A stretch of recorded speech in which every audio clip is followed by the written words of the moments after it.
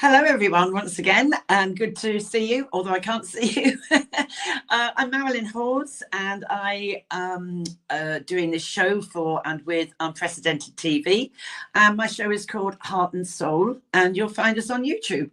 I'm also CEO of Freedom from Abuse, and we raise awareness of prevention of abuse, really, before it actually happens. So there's far too much of it happening. Domestic abuse, whatever, child abuse, that's what we do with training programs. But for Heart and Soul, I like to have people on that have got interesting stories to tell. Maybe like last week, I had Siobhan White, and that was a really very, very difficult story. But, you know, I like to have people on that have got something that I think is going to be really interesting. Sometimes we have to kick the elephant out of the room, but sometimes it's just interesting. And today I have back on my show Julian King. And he was on before. And where's he gone? He's there. He is there. I know. Hello, Julian. There we are. Now then. Hello, Marilyn. Now, Julian is going to tell us about something different. Last time he talked about family law and stuff, but this time is different. He is a former New Scotland Yard detective and founder of Street Safe London, which is what we're going to be talking about today. He is one of my Freedom from Abuse associates. I've known him a long time. He also deals with family law and criminal matters as a paralegal and an investigator. So what I want to talk to now about is what he was up to in London on Saturday. I don't know if it was last week or the week before. Last week, wasn't it? Was that last week, wasn't it? Yes, it was. Yeah. So can you explain what you were doing down there and what everybody else was doing? Okay, I think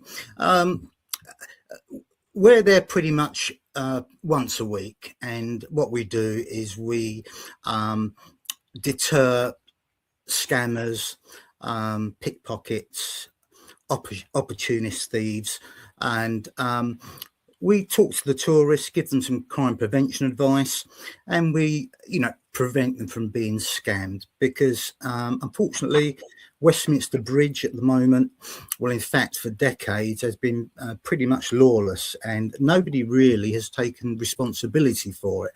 But I think we have made some sort of inroads.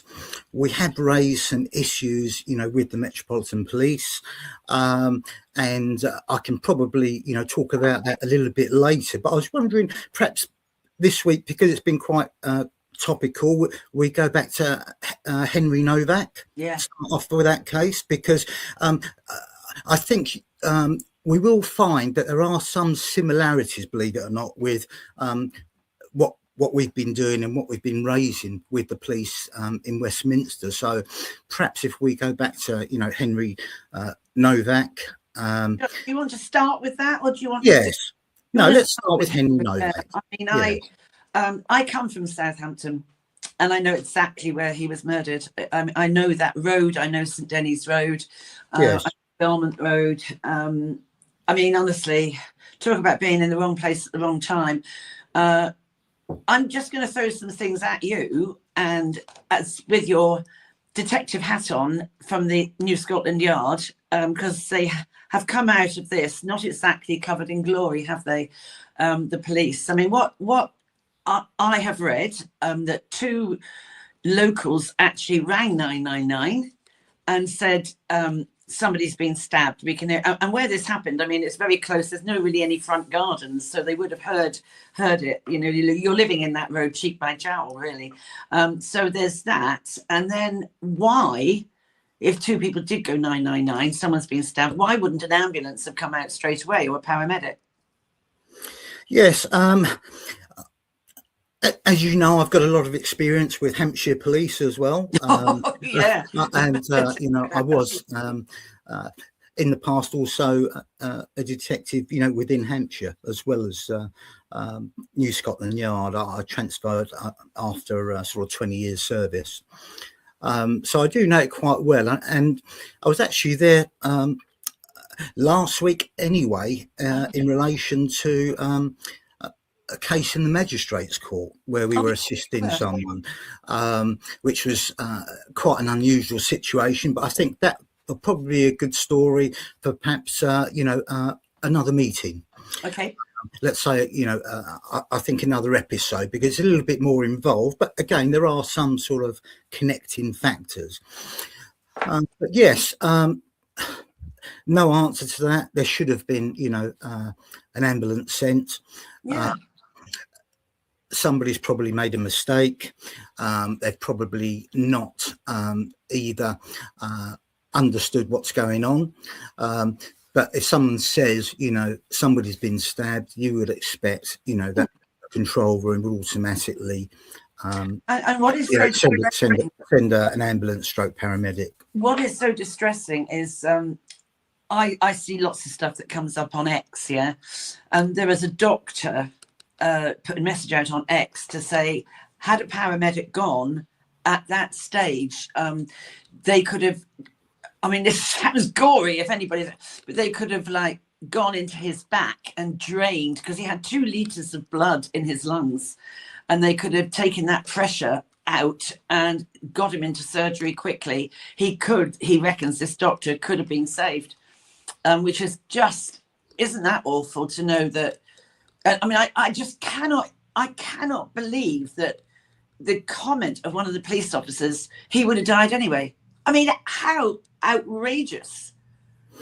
I think the initial response by the senior officer wasn't well thought out. And what I find with the police is that they are usually instantly on the defensive, and that's where things start to go wrong, rather than trying to work with the public. In relation to the paramedic, I've no idea whether that would have worked. However, it sounds like he could have done a lot more than a police officer who's just sort of first aid trained. I mean, even our own volunteers for Street Safe London, we carry bleed kits, because now you're considering dealing with a stab wound rather than somebody just being sort of punched in the eye. So and he's with your police hat on again, yes, why would you handcuff someone who's on the floor anyway and can hardly breathe, clearly isn't going to rise up and stab an officer, just passed out, hardly breathing? Why would you handcuff? And then when they find out that the boy has been stabbed, so obviously the story is wrong, why did they not handcuff the guy? I can't remember his name, Vikan Mika, I can't remember his name, whatever, the perpetrator. Why did they not handcuff him? And why, when they got to the police station, was he taken to the canteen to choose a meal? Okay, I'm not sure he would have been taken to a canteen. Perhaps it's a microwave meal in the custody suite. I usually have a selection of those. But in terms of handcuffing, from what I can see in the video, there's absolutely no reason to handcuff that guy on the floor. He was already apparently propped up against the wall by the suspect's father, who then said he sort of slumped to one side so he can put him back up. I think it is poor training. Again, I've always said, what we see today is a lack of leadership, and a lot of that is down to the way officers are recruited and trained now. Many don't stay very long, so you don't really have that much experience by those officers on the street, so they've got nobody to sort of take a steer from. But in this case, shouldn't have been handcuffed, from what I can see. That comment should have not been made, and I'm also just very pleased that the body worn camera footage was working and they acted quick time, because what we find, and we've had this in Hampshire, where body worn video. Well, let's say Hampshire. It's also other forces. Body worn video is not saved. Might be corrupted. Yeah. That can't be found, hasn't been saved because nobody's asked for it to be saved. So things are starting to move forward a little bit on that front now. But in terms of handcuffing, my view is still probably a little bit different from others regarding handcuffing of suspects. I believe in the right situation, people arrested and those that are going to be stopped and searched for weapons and drugs should be handcuffed. Okay. Reason being is we have a lot of single crewed officers now, and also if you've got somebody that's wanted or jittery, you don't handcuff them straight away, you're going to find that you could end up in a big fight with them, and then you end up with 3 or 4 police officers on top of them. 1 or 2 of those officers might sustain injuries, where all that could have been alleviated if those cuffs were just put on. But that also requires education. Absolutely. And at schools, children should be told what the police can and can't do, so that they don't start a fuss and start fighting. And I've got a course, I do that, and the Home Office actually sponsored me for it. It was called Court. If you were caught because of what you've done and you go to court, what does that process look like from the moment the police rock up and you've done something on the street? What does that look like, And I do all that, and I do actually have a pair of handcuffs, and how you do the ones at the back and the ones at the front stack, and why you wouldn't do the front stack, because somebody can go like this and what have you. I just can't get my head around it at all. And then fast forward.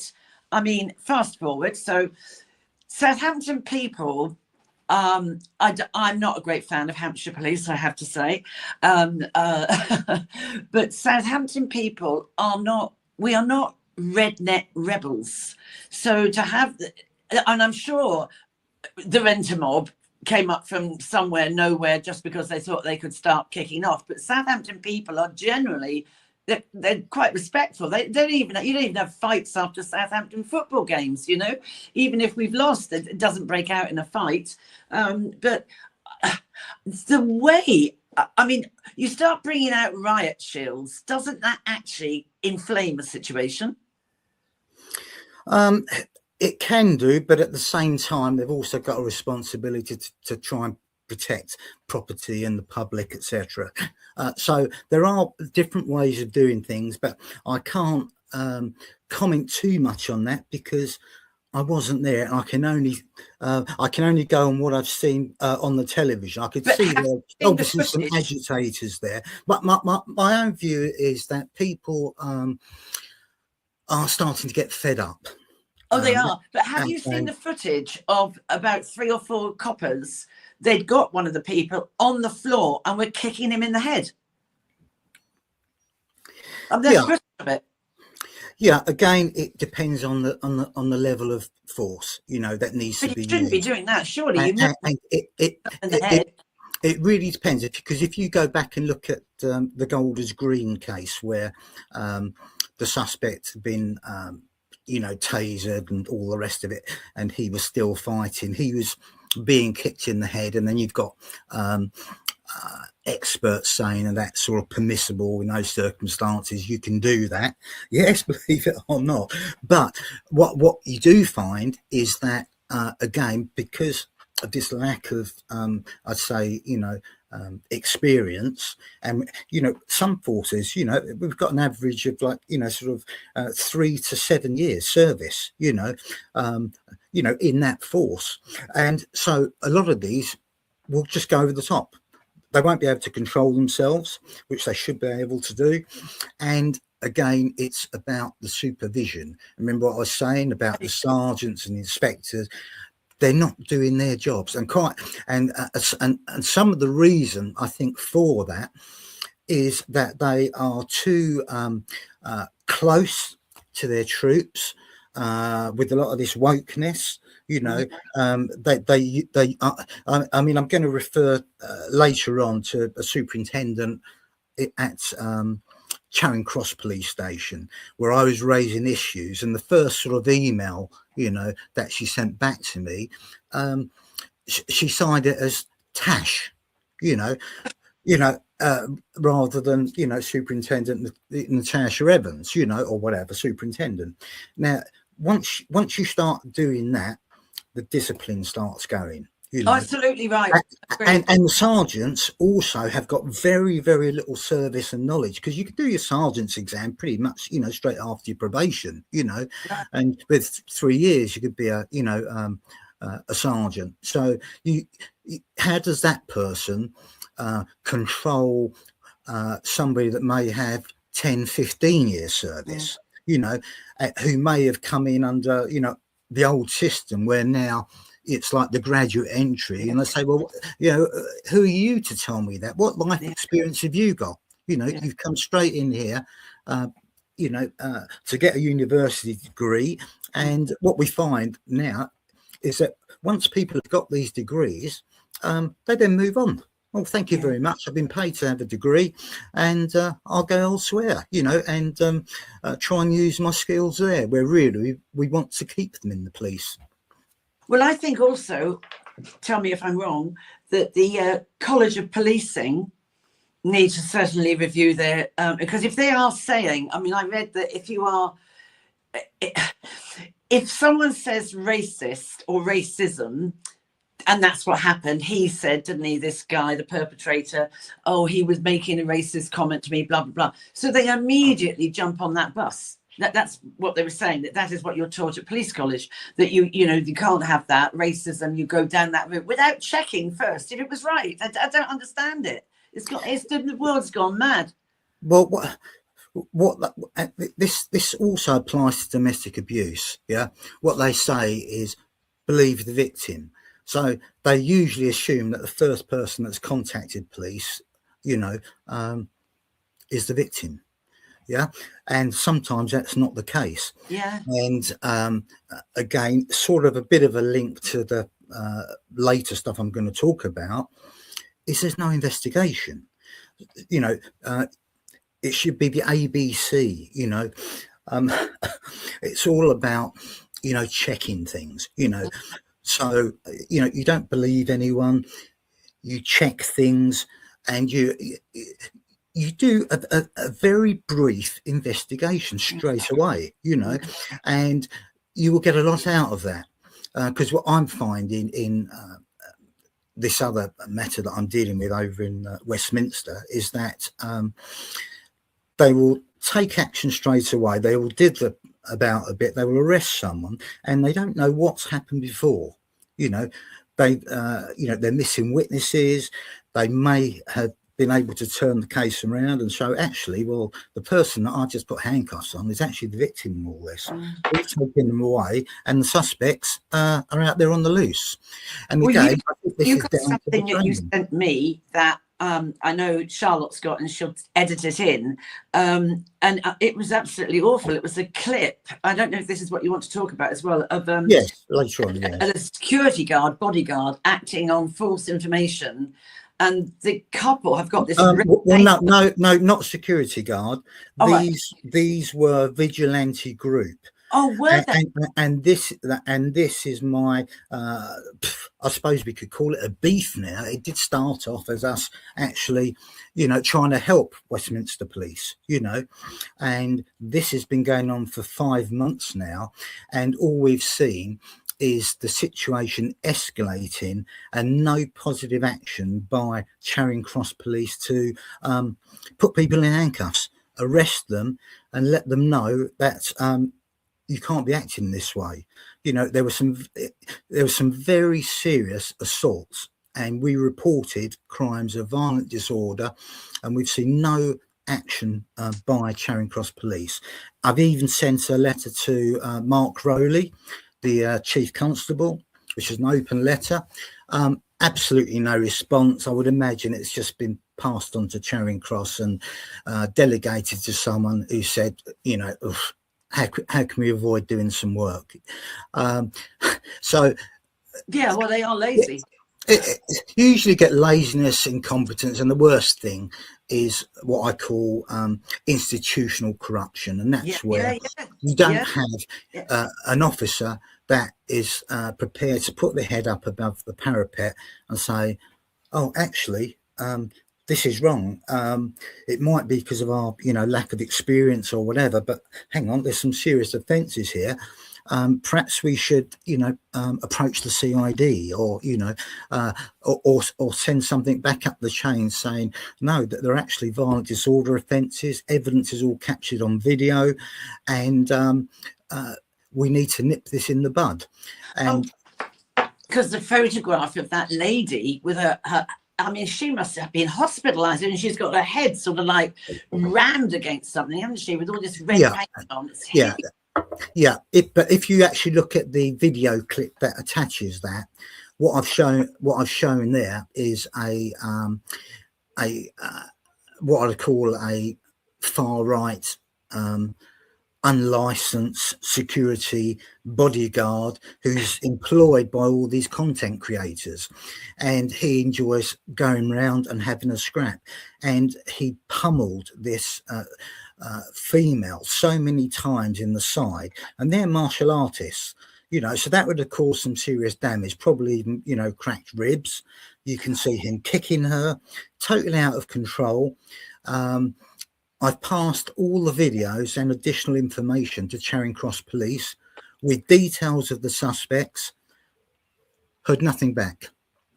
So, and when things are not happening, because it's quite obvious when one of the vigilantes is quite happy to come up to, our volunteers on the bridge, brazenly, showing that, oh, he's actually still carrying this around, and he's carrying it around. Paint.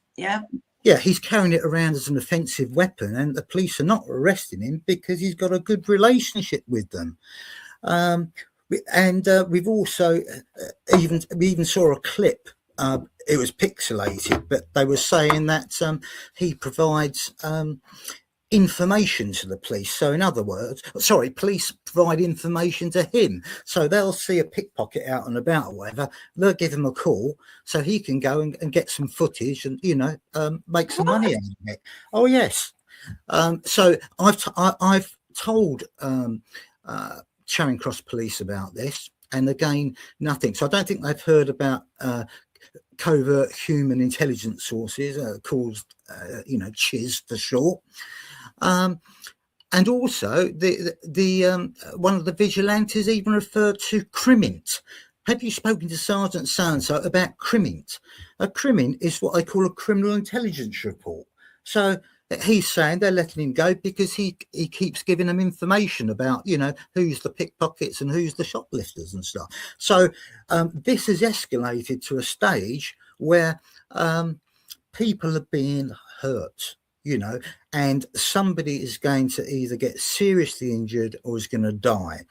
And we don't want a situation in Westminster where at some stage a more senior officer than Superintendent Evans is going to have to go on the television and apologise because they ignored our information, intelligence, evidence for the past 5 months. I mean, have you? I'll tell you what. Have you ever told GB News? Marilyn, you probably know with us, we don't really, promote ourselves. We don't usually go on podcasts and things, but sometimes it gets to a stage where you think, you have to raise awareness of these things. Everybody, is sort of doing podcasts now. It's a good way of getting information out. For us, we're usually fairly quiet. We get on with it. We try and help the police initially and say, look, I think you might have missed something here. This is quite serious, and this is what could happen if you don't do that. But what we find is that if you challenge the police, or in fact, even raise awareness of issues, you are turned from being a helpful member of the public into being an enemy. That's how you are seen. I think about the last dozen,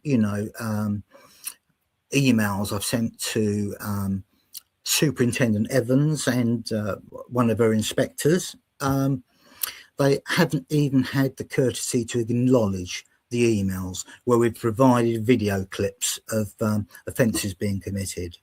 That's absolutely I've asked for what's known as a SPOC. That's a specific point of contact. All we want is one officer that we can give all our information to, that we gather when we're on that bridge, because it's a hive of, unlawful activity, to save us all this hassle, of trying to find somebody that will try and collate all this information and do something with it. So at the moment, we're not that impressed with Charing Cross Police. And my own view is, you probably saw the BBC Panorama programme regarding Charing Cross a little while ago. There was an undercover. I didn't see it. I missed that. Okay, there was an undercover expose. They had a detention officer in the custody area who was secretly filming. He'd got the job, secretly filming. That all went viral. I think there's about 9 or so officers that have been disciplined or dismissed. A lot of it was down to sexism, etc., etc. And I think what's happened is then, I think they've parachuted Superintendent Evans into Charing Cross because we do what they do. They will have researched me now, to find out who is this guy, what's he doing on bloody Westminster Bridge, and so they would have done their research. So we just do some very basic research, and we see that Superintendent Evans has she was from Greater Manchester Police, where she was in the specials for 8 years, then joined as a constable and GMP, and then has shot up the ranks in 10 years to chief inspector, and then appears to have transferred on promotion to the Met Police, I think just a couple of years ago. And we think, well, perhaps they parachuted her in there. And one of the reasons we say that, to deal with the sexism, et cetera, is that in the newspapers, we can see that she declined an invitation to attend a local business meeting of all local businesses there, because it was being held in a sort of a strip joint, Now, the bottom line is that they are her customers, and that is how the police force is paid there, through their taxes. And a lot of these businesses are, unsavoury, let's say.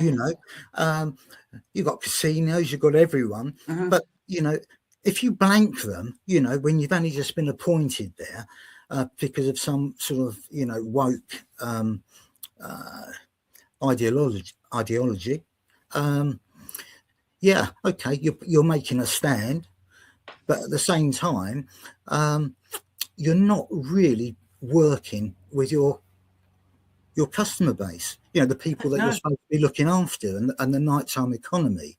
So what I found with Superintendent Evans is that I sent her a very detailed report back in December time, with I would say predicting what was likely to happen, and I put have given her information, pictures of various bodyguards, people involved in the vigilante, situation. And when I say vigilantes, these aren't what we call true vigilantes. They're content creators. They make money out of creating situations, and people don't want to see, somebody, being arrested. So a pickpocket. They've been arrested, police come along, take them away, that's that. They want a bit of action, so they chase them to the streets, they spray them with the red spray, they're almost getting run over by cars, and the police are just allowing this to happen. Now, initially, you could forgive some of these people for using this spray in this way, because the main guy is a Brazilian sort of national. There's another guy appears to come from the States. There's not really any, sort of local people that are doing the vigilante stuff. They're coming in. We even had a content creator come in from the States, as part of this vigilante group, because we're an easy touch. They know the police. What do they do then? What do they do? Do they put it out on TikTok? Do they? Everywhere. You name it, TikTok, Instagram. Just to give you an idea, the main guy that we've reported, the guy that came and flashed this at us on the bridge, I think he's up to about £50,000 on a GoFundMe, because people want to see him spraying people. So no. if it's a case of listening to the police say don't use it, and well, sod it, I'm going to use it, and he's actually effectively said that in a video to them, responded, saying that he's going to continue, and they've just let him. What are they scared of? The only thing that I can think of that might be another reason for them not taking any action is because they might be embarrassed, because what you've got here is vigilantes going around spraying people. People are sort of jeering them on. They're getting paid for this. The main guy has been in a lot of the newspapers, like as the pickpocket hero guy, and not one senior officer has stood up and said, well, hang on, guys, you can't be doing this. Yeah, you can detain people if you want, and we'll come and take them away. If you have evidence, reasonable suspicion, they can still do that with their citizens' powers of arrest. But what you don't do is chase them around, beat them up, spray them with spray. So when police come up, what we've seen from the videos that we've seen online, there's probably a lot of stuff that we haven't seen. But as I say, I take people as I find them. We've tried to help the police, and we've just got this sort of head in the sand approach. And what's the best way of dealing with this? We'll just ignore Street Safe London. We'll, just don't respond to them. It got to such a stage that last week, because we reported the matter on the bridge with one of the guys who came on after all these violent disorder incidents, which we reported. And this is where we had the discussion as to why the police weren't arresting him. So we reported that, because again, it's harassment, against our volunteers, really. Absolutely. And it got to a stage where they don't speak to you. They only talk to you on email, So I spoke to someone else, and she was actually quite pleasant, in her emails. But it was quite clear she had no clue what she was doing, and she had not linked this with all the other cases, So every time we've raised a matter with the head of that station, Superintendent Evans, she's continued to delegate. I'll pass it to so-and-so, I'll pass it to so-and-so. They don't know what they're doing. And, and then they're trying to effectively cover up, because they're either not recording the crimes formally or they're writing them off. Quite often they say, oh, well, we need a victim. Nobody's willing to make a statement. So that's the end of the matter. But it's not. If they look at the violent disorder aspects, you don't need a victim for that. You've got all the evidence there. It's on video. And of course, if people are being beaten up by paid bodyguards who do this all the time, and they attend all the various rallies, are they going to make a statement against them? I think they're going to be a little bit worried. The police are not providing any sort of support or encouragement. For us, we know what we're doing. We don't mind. We can deal with it. But when it comes down to, members of the public, and yes, most of these people will be pickpockets or shoplifters. All right, so the guys that are doing that's what I was just going to ask Yes. you. The guys that are doing the content creation, basically page thugs, these people have actually, that they're targeting, are known to have pickpocketed or done something. They're not just random people. No. That are innocent. Yeah. Well, that's right, but they also get things wrong. Yeah. Because what we have here, if you work in the West End, you will know the shoplifters and the pickpockets because they are there every day, you know, and some are getting picked up by the police. But what they do here is they don't wait for them to commit an offence. You know, they literally spot them and then, you know, spray them, try and chase them out, humiliate them. And, you know, the bottom line is if you don't nip these things in the bud, they escalate. Of course they do. As to the situation that I've mentioned and can be seen in the video clip, you know, that I've sent you to include in the video. That stuff, though, that's common assault. I mean, you can't go around behaving like... Well, I mean, what happened to the female by the bodyguard was much more than common assault. It was, you could say it was attempted GBH due to the amount of force being used.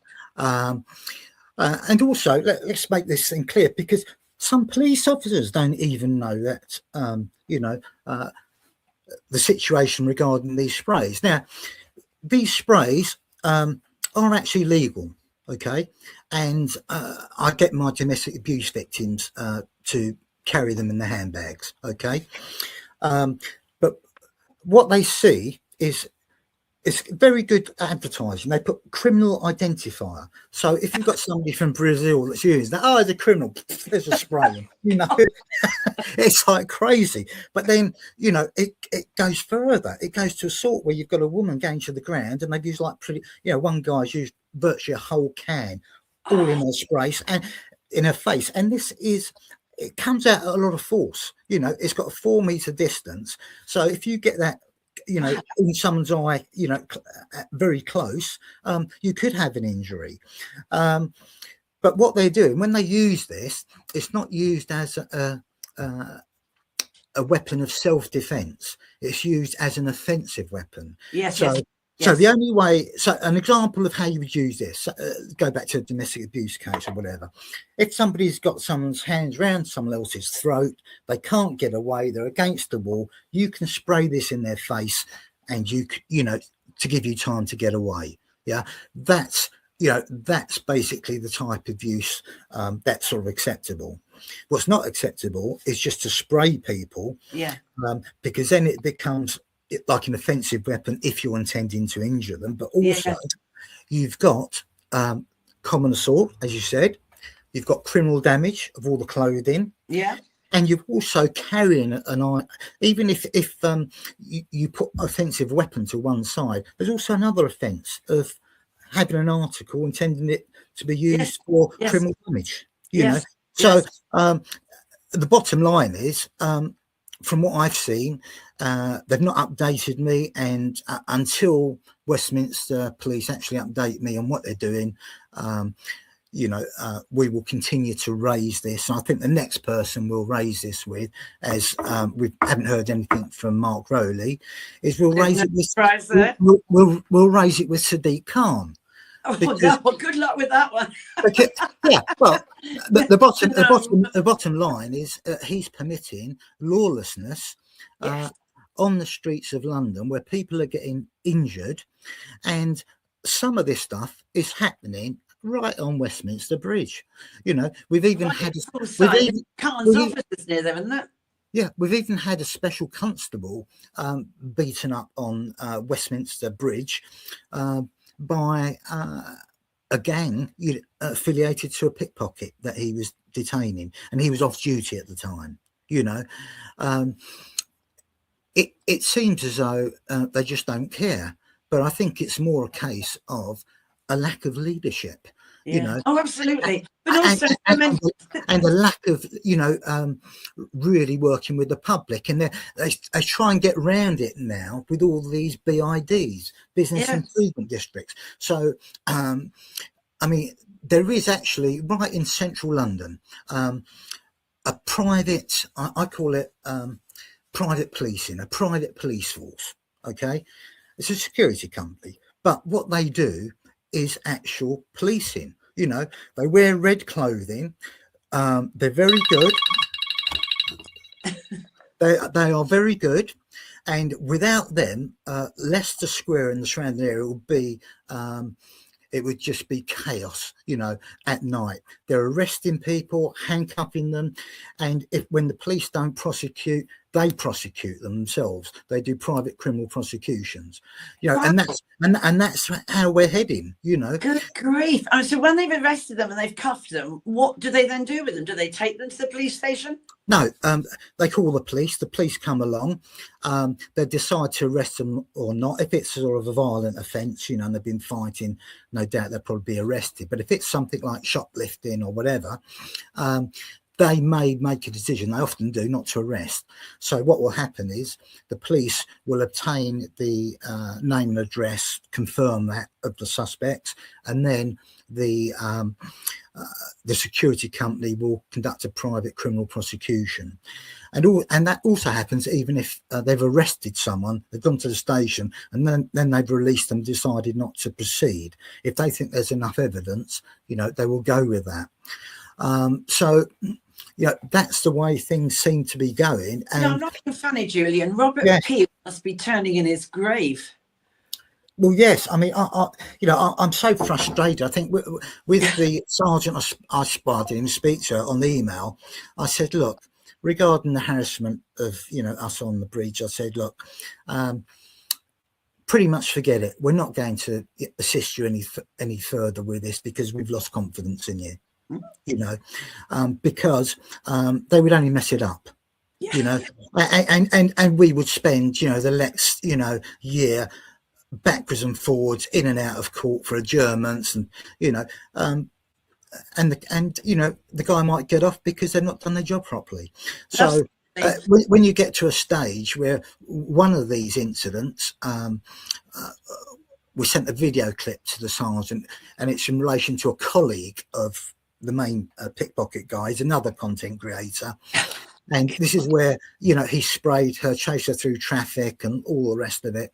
And she said, I can see sort of common assault, but there are a lot of other things, you know, that don't really be, you know, weren't considered, you know, public order offences, other things, you know, that were in the mix, or looking at the thing holistically with what's happening in London. And ultimately, they're also wasting a lot of police time. You know, these content creators, and then they're using the police as a cash cow. This is great. We create some fuss. Police turn up. We get a lot of footage with the police, and you know, they're not arresting us. We're spraying people outside Buckingham Palace. You know, so let's just continue. Let's make hay while the sun shines until some leader up there at New Scotland Yard says, oh, perhaps we should do something about this, you know, because we appear to be getting adverse publicity, you know, not thinking about the public. On tangent at the moment. Do you believe there is two-tier policing? I think that there is a number of types of policing. A lot of it is, like I said, laziness, incompetence. Plus, you do have a level of two-tier policing, obviously, because of the instructions that are given, and people are not being allowed to think. Yes. They're not being allowed to what used to be known as discretion. That was part of a police officer's role. He had discretion as to what he dealt with, what he didn't deal with, you know, or how he dealt with something. That seems to have gone now, and you know, it is very difficult. I mean, hopefully in the future, you know, we might end up, you know, in a better sort of working relationship, you know, with Westminster Police. I mean, half the bridge is Lambeth Police, and they seem to be quite proactive. But it is a lottery, though, isn't it? It's an absolute location lottery. As I say, I don't have a lot of faith in Hampshire police, and there's quite a few actually constabularies that, you know, I mean, I mean, do you think there's too many constabularies, that if they reduce the number, that would be better? I mean, this is always, you know, an argument. For me, I believe in keeping it small. You know. Yeah. Okay. Well, that's because I know. So initially, when I was, you know, in the Met, when I first joined back in '82, we had, you know, a division that you worked on. You know, so I was like in Hampstead, and you know, E division. It went right into sort of, you know, Camden Town and stuff. Mm-hmm. But you knew in your area, you had your own little control room there, and you knew that if a call came in, the officers would know where it is.